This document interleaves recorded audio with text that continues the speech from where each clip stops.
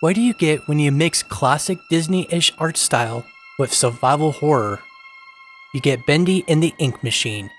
First released in 2017 by the website called Game Jolt, this title was intended to be an episodic first-person horror game that will ruin your childhood. The game was fully released in 2018 with 5 episodes by the creator The Meatly and with the publisher Kindly Beast going under the name Joey Drew Studios Inc.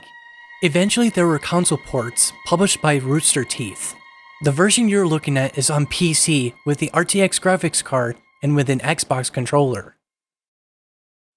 You take control of the retired animator of Joey Drew Studios named Henry, who received an invitation from Joey Drew himself to come back to the studio. While over there, you start to discover that something is not right. All of the characters from Bendy's animations come to life by the titular machine. Some don't take too kindly about you coming over. It is up to you to escape the nightmare that awaits you.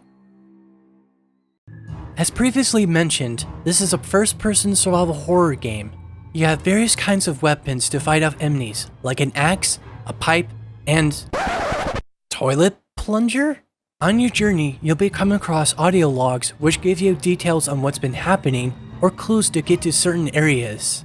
Throughout the entire game, you'll be coming across puzzles that can be either challenging or completely obvious. Some parts of the game require no weapons and not getting caught by the enemies, which I'm not a fan of. I mean, it's supposed to keep you on your toes, but I found it kind of annoying, especially when the AI isn't too smart. The game does provide boss battles, but there aren't a whole lot of them. A couple of them kind of grated on my nerves a bit with their methods of cheap attacks. I would love it a lot more if they added a difficulty setting. I do admire the graphics in this game.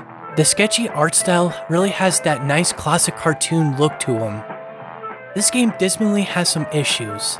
The game does tend to crash at times. I've already talked about the cheap attacks and that not so great AI. However, I didn't mention the hit detection. Sometimes I thought I hit the enemy, but it didn't register.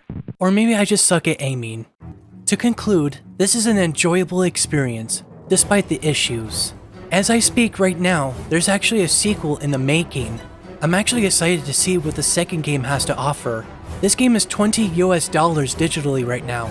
If you're interested, I say go for it.